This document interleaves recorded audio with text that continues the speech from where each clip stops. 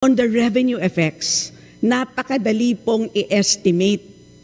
Sinabi ko na nga, kunin nyo na lang kung magkano ang huling kinolekt for the entire year of 2024. Simple na lang, di ba? I-multiply nyo na lang by 2%. Yun ang pinakamadali. Hindi nila magawa yun. Naubusan ng baterya ang kanilang calculator. Bakit hindi sila makapag-commit kung ano ang revenue effect? Bakit tayo dito, hindi naman tayo authority? Bakit natin sinasabi ang mga kung ano-anong mga numero?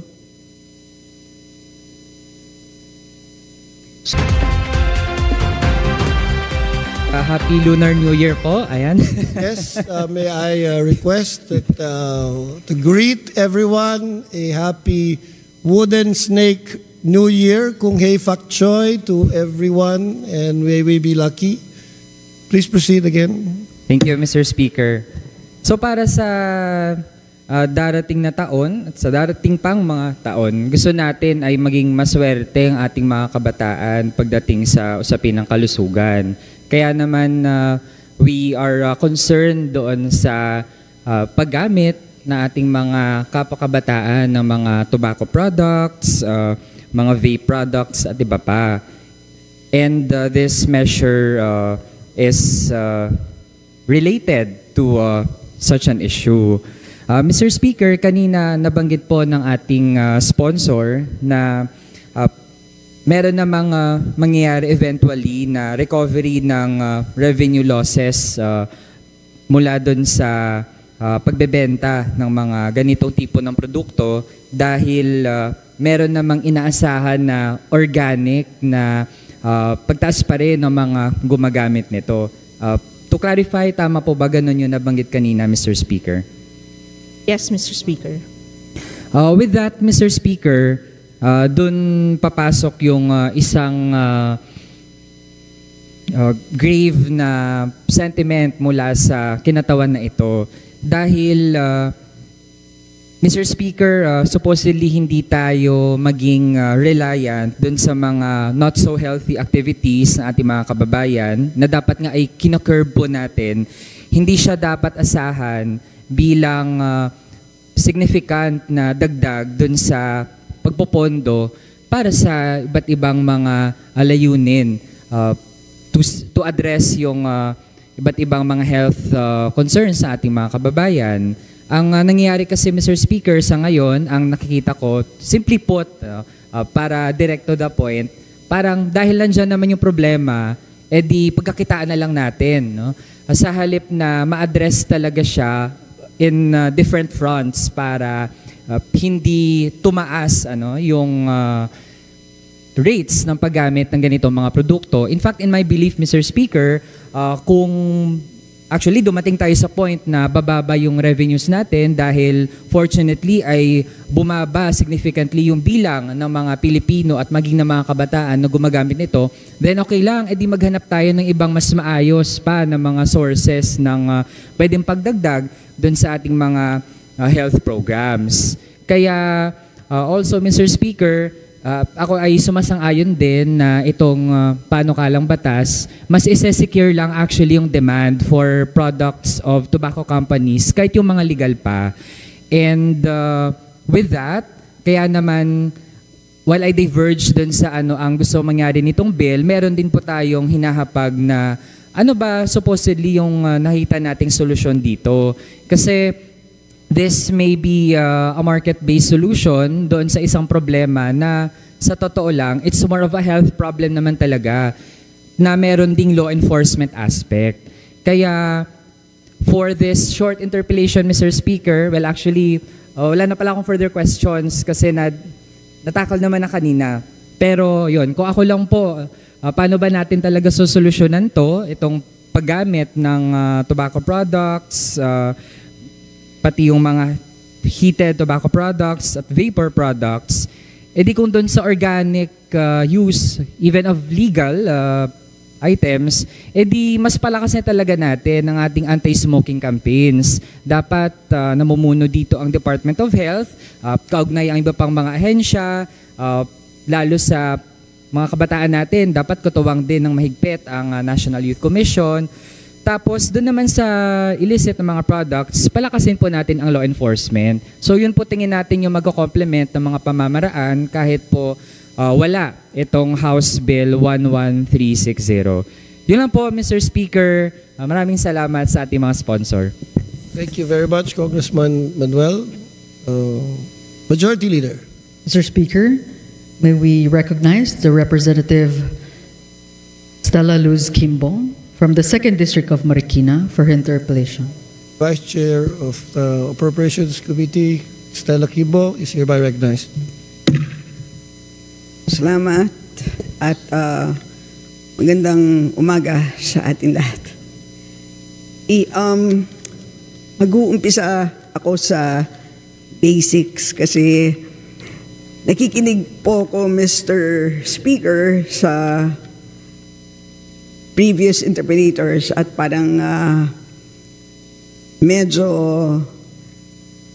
may mga confusing statements akong narinig. So magandang mag-umpisa sa basics.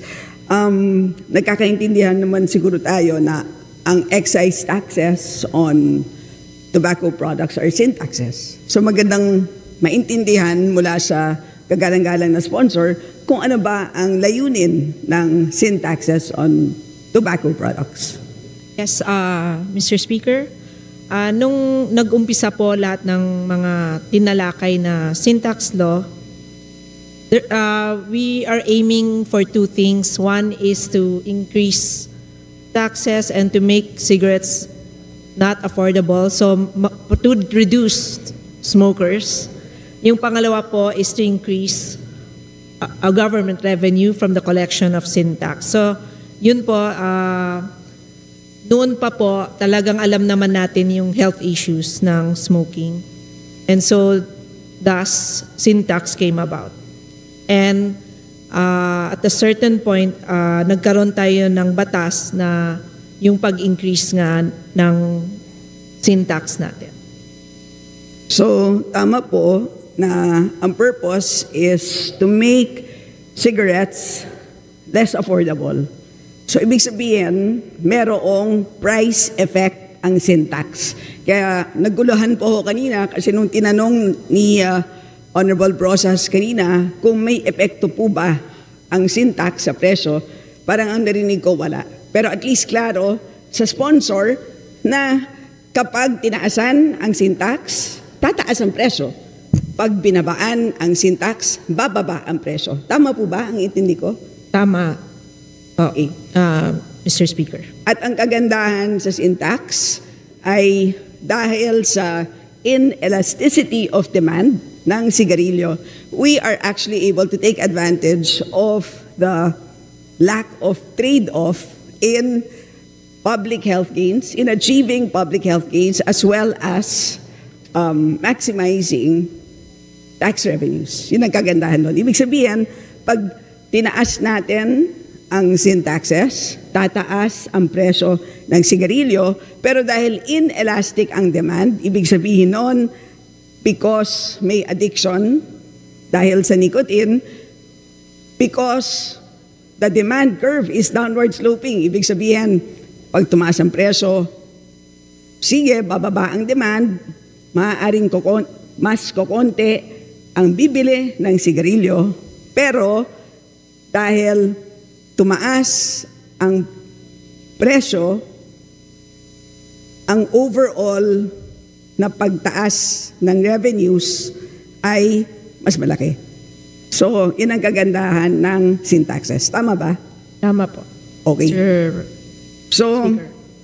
ano naman po ang layunin ng ating panukalang batas? Kasi katulad ng nabanggit kanina, ang current tax regime natin ay merong annual 5% increase. Ang panukala ay for the next 10 years ay bababa ang 5% to 2% first and then 4%, alternating 2%, 4%, 2%, 4% for the next 10 years. Tama po ba yun?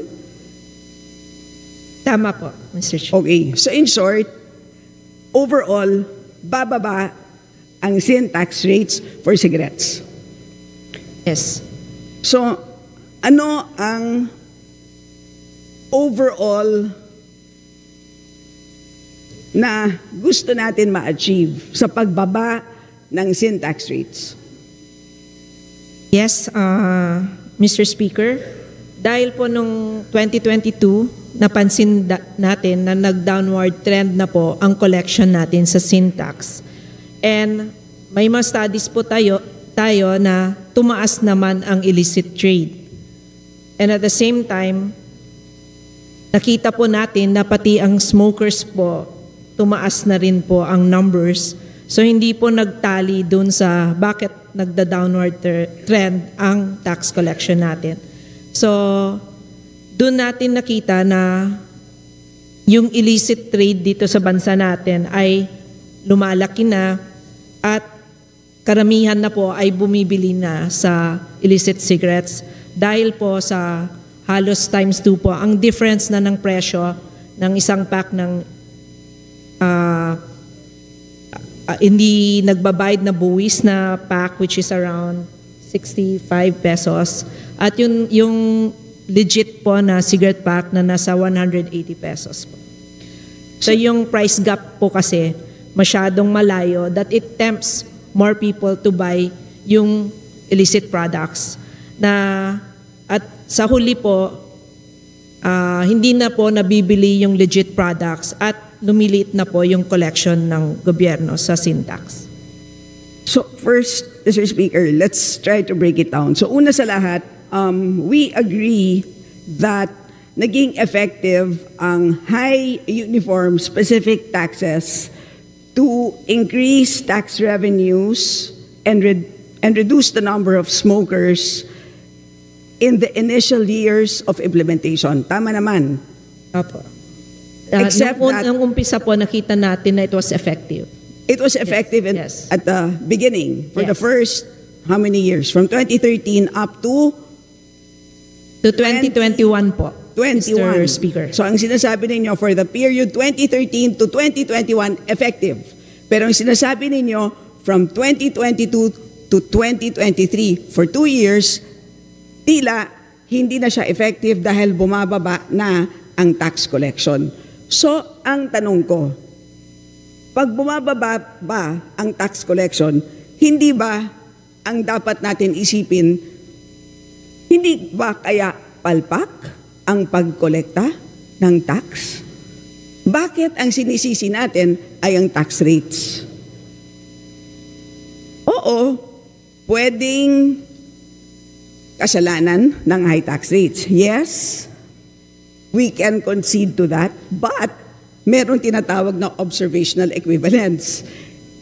There could be another reason, which is poor tax administration. Diba? So in other words, siguro naman po, hindi kayo magdi-disagree with me that there are 2 possible causes. Poor tax administration and high tax rates. Tama po? Tama po, Mr. Speaker. So yan ang tanong. Bumaba in the last 2 years. How do you decompose the downward or the reduction into those 2 possible causes? So dun sa panukala ninyo, ang premise ninyo, it is largely because of the 5% annual increase. When in fact, Mr. Speaker, ano po ba ang purpose ng 5% annual increase? Simple naman po. Yan po ay katumbas ng inflation rate. Ibig sabihin, its purpose is solely to keep the current tax rates constant in real terms. Dahil alam naman natin, ang sin taxes, alam natin, global studies would consistently show that sin taxes is the most effective way to combat smoking. And so, if you want to keep sin tax rates constant, kailangan natin index our sin tax rates to inflation. So yun lang ang purpose ng 5% annual increase in the tax rates. So ngayon, effectively, by changing the 5% to 2%, 4%, 2%, 4%, and so on and so forth, effectively, pinababaan natin. So, yun ang tanong. Bakit all of a sudden, we trade all our guns to tax rates at kinalimutan natin ang possible bigger culprit, which is poor tax administration. So to be more specific, gagamitin ko na po ang example ni Honorable Rufus Rodriguez. Sabi niya sa kanila, ang presyo ng illicit cigarettes, 40 pesos. Ang presyo ng licit cigarettes, 82 pesos. Mataas dahil magkano na ba ang buwis ngayon? 66 pesos and 15 centavos. Tama po ba? Para sa taong 2025. So ang laki ng price difference. So ngayon, obviously, kung ikaw ay naninigarilyo, papiliin ka 40 pesos or 82 pesos. Siyempre, ang bibilin mo, yung 40 pesos. Kaya talong-talo ang nagbebenta ng licit cigarettes at nagbabayad pa ng tamang buwis. Yan ang sinasabi ninyo. Tama po ba? Tama. So, ang sinasabi ninyo, sa halip na taasan ang buwis from 66.15 to 69.46, kasi yan ang 5% tax increase. Why not taasan na lang from 66.15 to 67.473, which is the 2% increase. Tama po ba? Tama. Which means a 2 peso difference. So, in short, yung 82 pesos ay bababa to 80 pesos. Instead of the 5%, pag pinatupad na natin ito, yung dating 82 pesos, the licit cigarettes, at a 2% price increase, tax increase rather, bababa na ang presyo niya to 80 pesos. Diba? So tanong, kung ikaw ay naninigarilyo, ano ang pipiliin mong sigarilyo? Yung 80 peso o yung 40 peso cigarette? 40 pesos. Yung 40 peso cigarette pa rin. Bibilhin mo pa rin ang illicit cigarette. Ibig sabihin, kahit na binabaan mo ang sin tax rate from 5% to 2%, mananaig pa rin ang illicit cigarettes. Kaya hindi ko po matatanggap ang argument na kailangan natin pababain ang sin tax rate from 5% to 2% para mawala ang illicit trade. Yes, Mr. It's a flawed argument, Mr. Speaker. Pasensya na po. Sa simpleng halimbawa, hindi ko po matatanggap ang logic ng panukala. Ang sa akin, it is a problem of tax administration. But I do accept that illicit trade is a very serious concern at kailangan natin i-address ang serious concern na to. Pero para sa akin, pag pinababa natin ang sin tax rates that way, hindi natin ma-achieve ang gusto nating ma-achieve. Sa simpleng halimbawa, kayo na po mismo ang nagsabi, patuloy pa rin na bibilhin ang illicit cigarettes. So, number 2, 2-4, 2-4, 2-4 until the end of a 10-year period. It's a rather complicated scheme. Ngayon lang po ako nakarinig ng ganong klaseng scheme. Hindi ba medyo magigame ang system natin? Kasi kung ako ang nagbebenta ng sigarilyo, hindi kaya i-front load ko lahat ng sales ko on the years na 2% ang tax? Para ma-avoid ko ang higher tax rate of 4%? Baka naman wala nang benta on years na 4% ang tax rate? Hindi kaya may ganong klaseng tendency? Yes, Mr. Speaker. So, nag-umpisa po, ang increase po natin sa tax rates 5% per year. Na naging proposal po was a moratorium for a year and then 6% every 2 years. Na para na lang hindi po tayo nagmo-moratorium, ang naging proposal po was 2%, 4%, and it continues. So, dito po, ibabalik ko rin sa dati namin concern ay yung widening gap po kasi ng presyo ng illicit and legit, those packs that pay the proper taxes.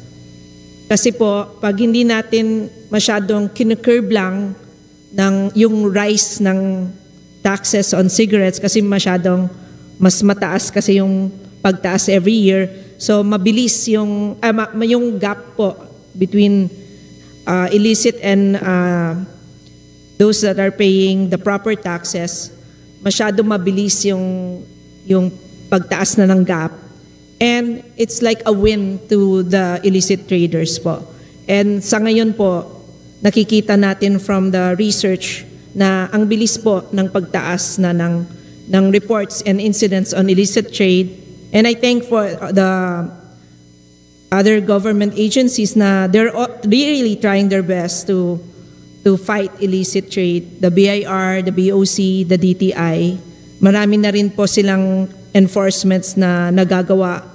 Pero patuloy pa rin itong paglaganap ng illicit trade dahil po every time po tumataas ang taxes ang sin tax po, sila po ay natutuwa at lalo po silang nakakabenta ng mas marami pang cigarettes sa illicit yung kanilang produkto na hindi po kailangan magbayad ng buwis sa gobyerno.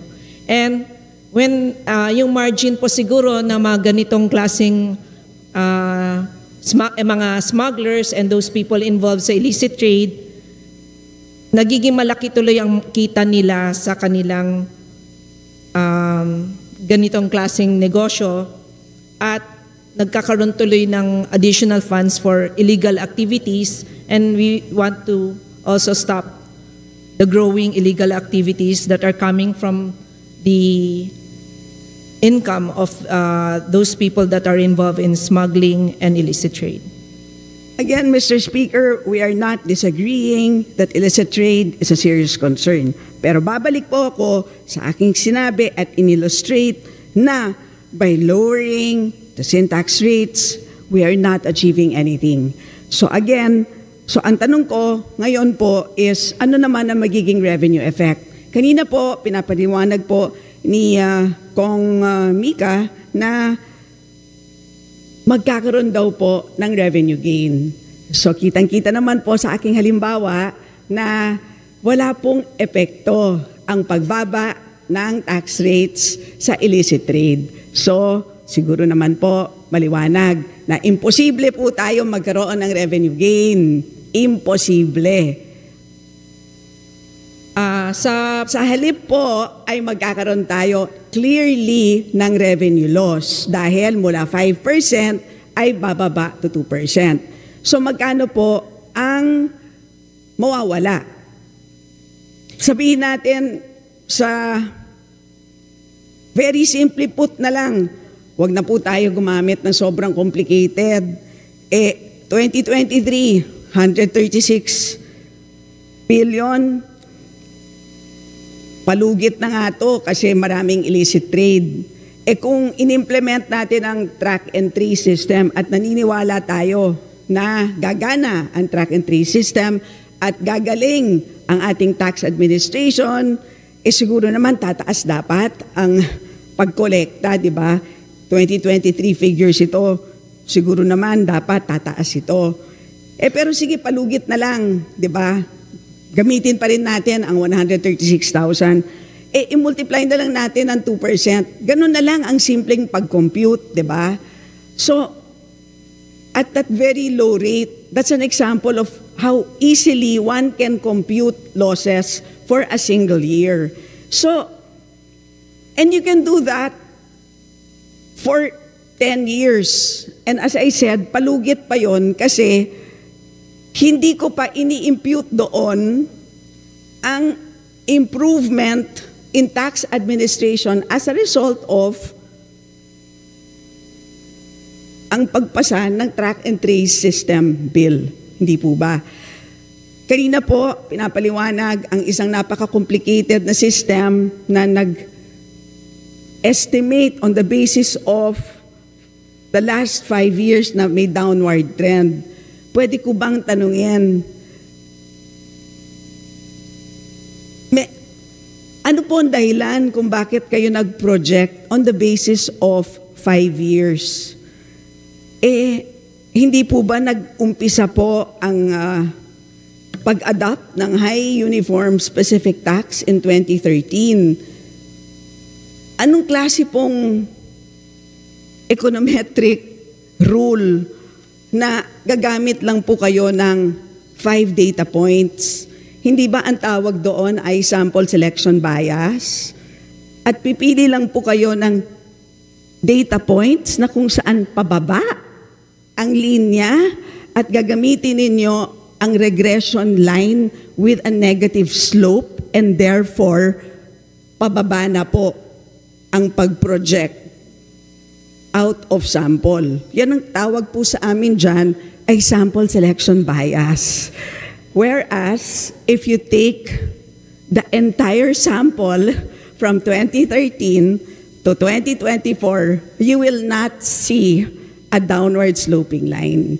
So yun lang po, but let us not belabor the point because very clear naman po ang aking very simple example without even using regression analysis doon po sa 82 peso cigarette versus a 40 peso cigarette. If you reduce the tax by 2 pesos, you will still purchase the 40 peso cigarette, hindi po ba? Mananaig pa rin ang illicit cigarettes kahit binawasan po natin ang sin taxes from 5% to 2%, 4%, 2%, all the way down to a 10-year period. This bill is completely counterproductive. Mapunta na po tayo sa public health. Ano naman po ang magiging epekto sa public health? Klaro naman po, di ba? Sinabi natin kanina, pag bumababa ang sin taxes, nagiging mas mura ang sigarilyo. Ano po ang projection natin sa pagdami ng smokers? Huwag niyo naman po sana sabihin na walang price effect. Pag nagiging mas mura ang isang bagay, naniniwala tayo sa downward sloping demand curve kasi mga ekonomista naman tayo, di ba? So pag nagiging mas mura ang isang commodity, mas dadami ang bibilhin nyo, di ba? So ibig sabihin nun, mas dadami ang pagkonsumo ng sigarilyo or mas dadami ang new smokers. Naitanong na ba po natin or naiproject na ba natin ang new smokers?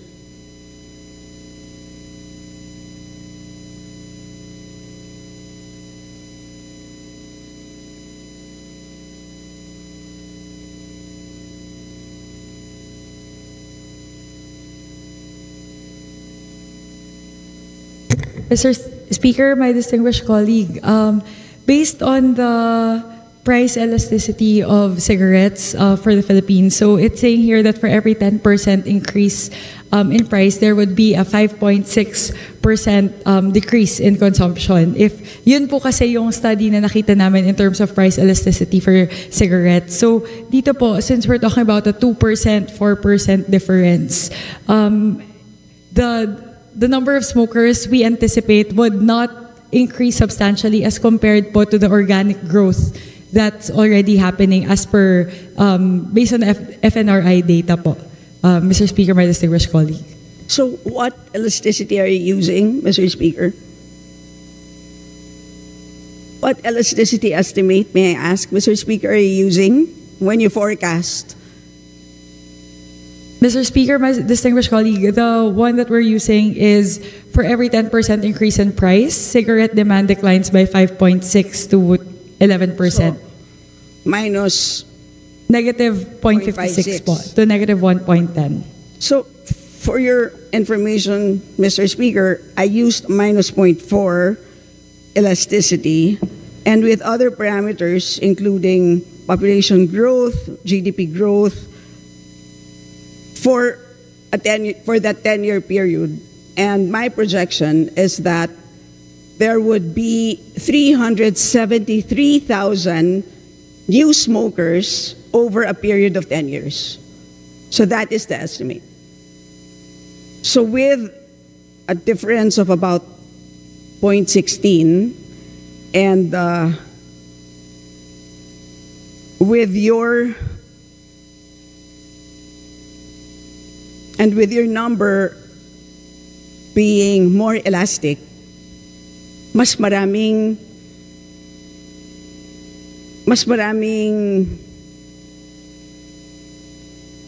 hindi ba mas maraming smokers pa sa iyong forecast dapat? Kasi mas mura di ba? So mas malaki ang demand response. So kung sa akin ay 373,000 smokers, palagay ko sa inyong model with a 0.56 elasticity, malamang ang estimate mo ay aabot sa 400,000 new smokers.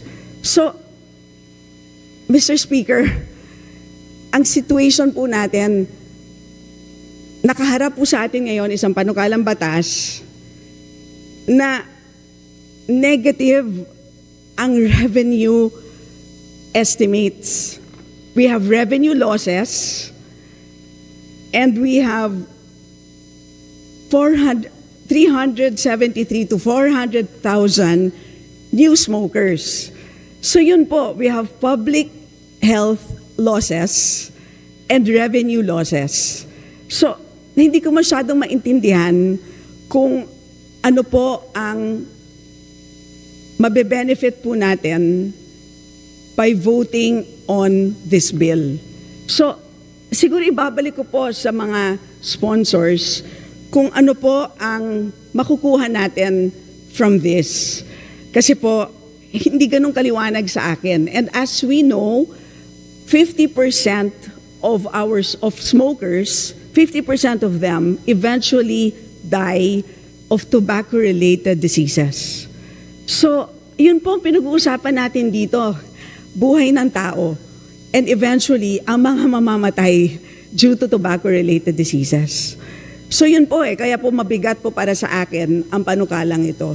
Wala na nga pong dagdag na revenues at dadami pa po ang smokers, new smokers. And when we talk about a 2 peso drop in price, ang maapektuhan dito malamang ang kabataan.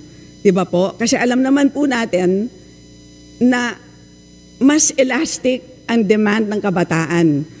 Diba? Ibig sabihin, they're more responsive to smaller changes in price. Kaya kahit sabihin ninyo, hindi maliit lang naman yan, 2 piso lang naman. Pero kapag kabataan ang pinag-uusapan, mas sila po ang nagre-respond doon. Kaya kapag sinasabi natin na merong additional 373,000 smokers, malamang po, Mr. Speaker, mas marami dyan na kabataan rather than adult smokers, Mr. Speaker. Mr. Speaker, my distinguished colleague, siguro po on the part of the number of smokers increase, I would have to concede that we would need to do a more refined modeling on that matter. Pero dun po sa revenue projections, Mr. Speaker, I think we're looking at how we're lessening the revenue erosion. Siguro po, I could also share with my distinguished colleague in terms of the modeling. Pero siguro po, the reason why we're saying that there would be a 66 billion peso recovery is that's the amount that would have been saved vis-a-vis the erosion that's projected to happen given the 5% increase year on year. Kasi po, based on our estimates, dun po sa kasalukuyang 5.5% year on year increase, we expect to have an average decline of 3.7%.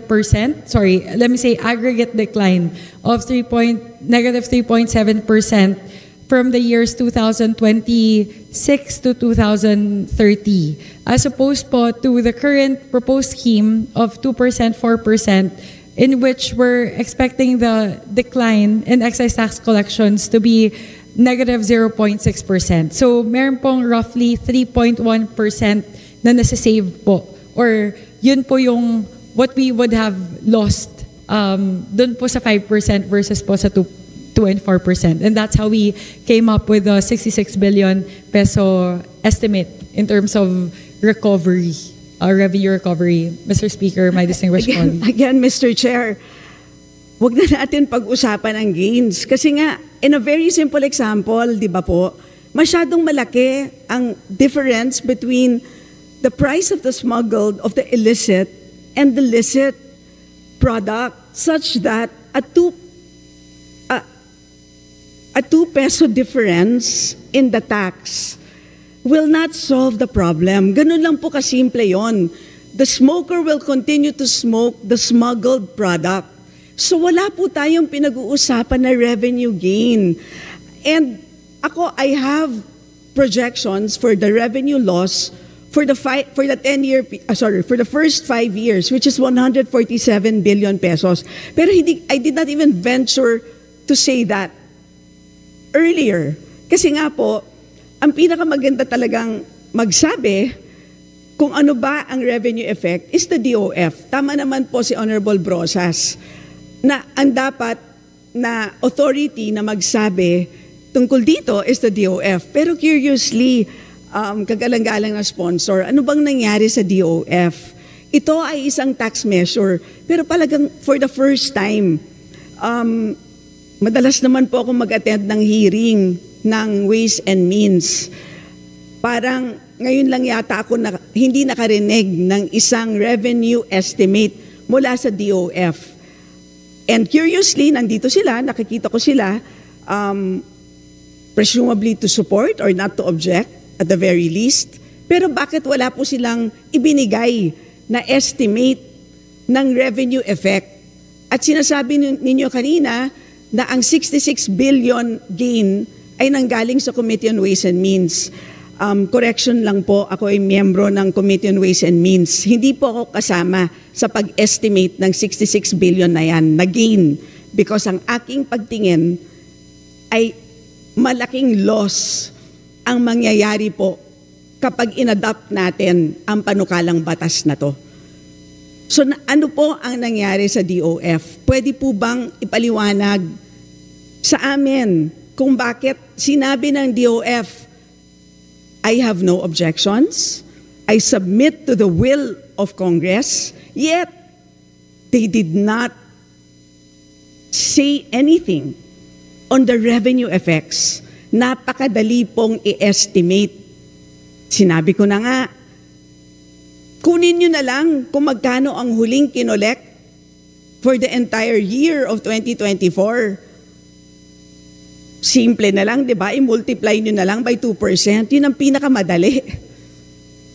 Hindi nila magawa yun. Naubusan ng baterya ang kanilang calculator.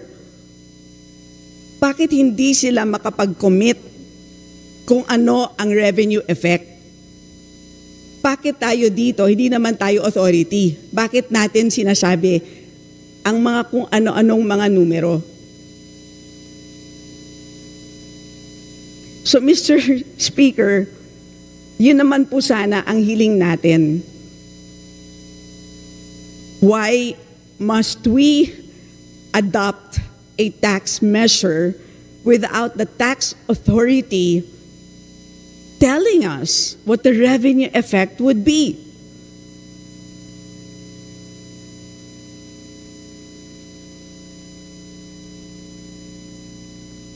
Mr. Speaker, may we ask for a 1-minute suspension, please?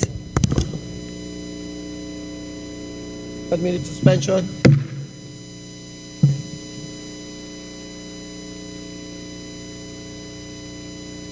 tayo nyo.